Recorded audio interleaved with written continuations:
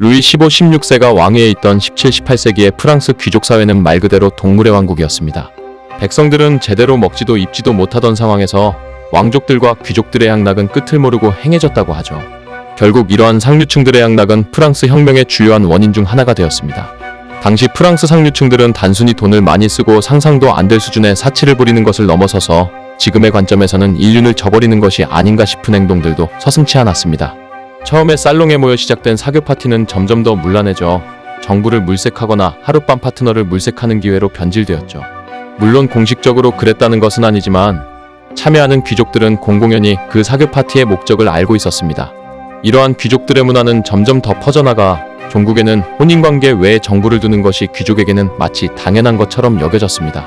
부부끼리도 서로 정부를 두고 있는 것을 알고 인정해주는 것이 관례였으며 심지어는 배우자의 정부를 사교 파티 등에서 만나도 아무렇지도 않게 인사를 나누곤 했습니다.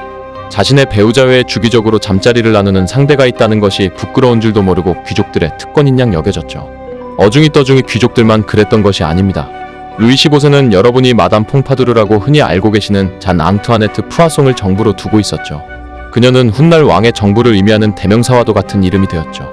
루이 16세는 특이하게도 할아버지인 루이 15세와는 다르게 정부를 두지는 않았지만 그렇다고 해서 귀족들의 문화가 왕의 취향을 따라 바뀌지는 않았습니다. 향락에 젖은 귀족들은 점점 더 이해할 수 없는 변태적인 취향을 즐기기 시작했는데 이 중 하나가 루베라고 불리는 것이었죠. 루베는 프랑스어로 개시 개점이라는 뜻입니다. 열다, 열리다라는 말의 명사형인 단어죠. 쉽게 오프닝 정도로 이해하시면 될 듯한데 이는 루베가 꼭 아침에 열리는 것이기 때문입니다. 루베는 아침에 눈을 뜨자마자 맞는 첫 잠자리를 뜻하는데 아침에 일어나서 준비하고 나가 정부를 만나는 우리가 생각하는 그런 상식적인 범주의 행위가 아닙니다. 여성은 아침에 일어나서 침대에 잠옷 혹은 속옷을 입은 채로 누워있고 그 여성을 만나러 온 남성이 여성의 침실로 들어가는 것입니다.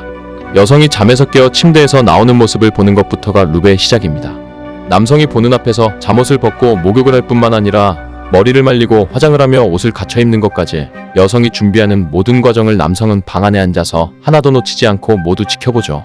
단순히 아침에 잠자리를 하는 것이 루베의 목적이 아니라 준비되지 않은 무방비 상태에서 여성이 씻고 용모를 갖추는 모든 행위를 관음하는 것 자체가 루베의 목적인 것입니다. 여성 역시도 자신을 관음하는 남성을 위해 과감하게 모든 것을 아끼지 않고 보여주죠. 평소에 혼자서 씻고 준비할 때보다 더욱 관능적인 모습을 뽐내며 남성을 만족시키기 위해 노력합니다. 물론 마지막은 몸을 섞는 것으로 마무리를 하게 되죠. 남성들은 여러 여성들과 루베를 즐기며 욕실에서 나온 여성들의 젖은 알몸에 대해 서로 의견을 나누기도 했습니다. 그래서 인기가 많은 여성과 루베를 즐기려면 마치 유명한 맛집에 예약을 하고 줄을 서듯이 날을 잡기 위해 한참을 기다려야 하기도 했죠. 당시 프랑스 귀족 사회에서 이런 변태적인 행위가 유행했던 이유는 무엇일까요?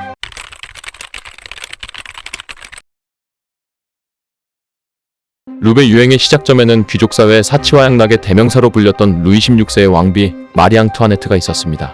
그녀에 관한 수많은 소문들은 사실인 것들도 있었지만 그렇지 않은 것들이 더 많았죠. 프랑스 혁명 이후에 백성들의 고열을 빨아먹었던 왕족과 귀족들의 죄를 그녀에게 뒤집어 씌우기 위해 퍼뜨린 헛소문들도 많았지만 혁명 전부터 그녀는 이미 수많은 헛소문들에 시달리기도 했습니다. 사치와 관련된 헛소문들은 예산일이었죠. 이제는 그녀가 오히려 다른 왕비들에 비해서 검소한 생활을 했다는 것이 기록을 통해 밝혀졌지만요. 그녀의 사치와 관련된 소문들만큼이나 그녀를 괴롭혔던 것은 그녀의 문란한 사생활에 관한 소문들이었습니다. 사람들은 그녀의 문란한 사생활에 대해 비난하며 그녀를 암캐라는 뜻의 로트르시엔느라고 불렀습니다. 그녀가 오스트리아 출신이라는 것에 착안하여 오스트리아인이라는 뜻의 로트리시엔느와 발음이 비슷한 말로 모욕하고자 한 것이죠. 혁명 이후에는 그녀가 자신의 어린 아들과의 근친상간을 즐겼다는 헛소문이 퍼지기까지 했습니다. 마리 앙투아네트는 아들의 안위를 위해 법정에서까지 이를 적극적으로 부인하지 않았습니다. 자신이 온갖 루머의 주인공이자 죄인으로 죽어야 아들이 안전할 수 있었으니까요. 그래서 한동안은 그 헛소문이 사실인 양 알려지기도 했었죠.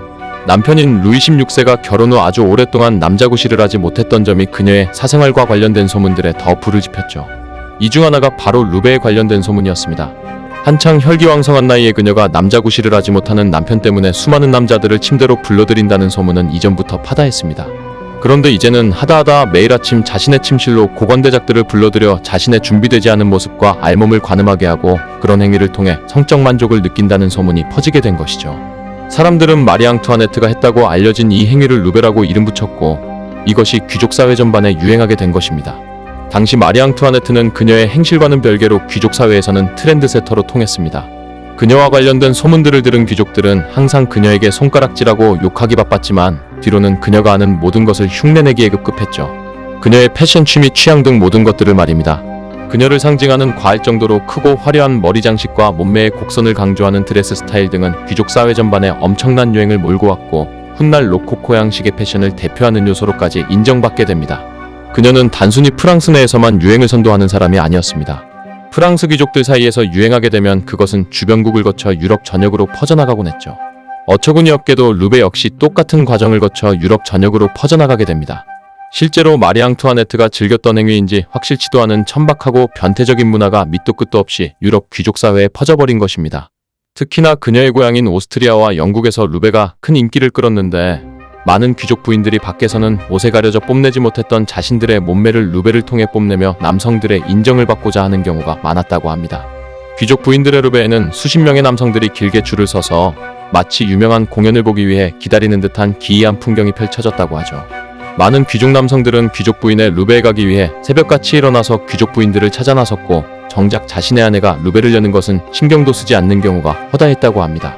과연 이런 얼토당토하는 천박한 행위를 유행시킨 것이 정말 프랑스의 왕비인 마리 앙투아네트일까요? 그녀는 정말로 아침마다 고관대작들을 자신의 침실로 불러들였을까요?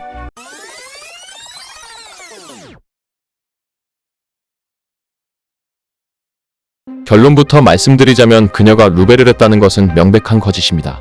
국민적인 욕바지였던 그녀는 소문과는 꽤나 다른 사람이었습니다. 물론 오스트리아에서도 그녀는 왕족이었고 일반적인 백성들은 상상할 수 없을 만큼 풍요로운 환경에서 자라왔기 때문에 왕족 특유의 어쩔 수 없는 천진함은 지니고 있었을 것입니다. 그러나 그녀가 소문처럼 다른 왕족이나 귀족들에 비해 더 사치스럽고 문란하며 생각 없는 사람은 아니었다는 것이죠.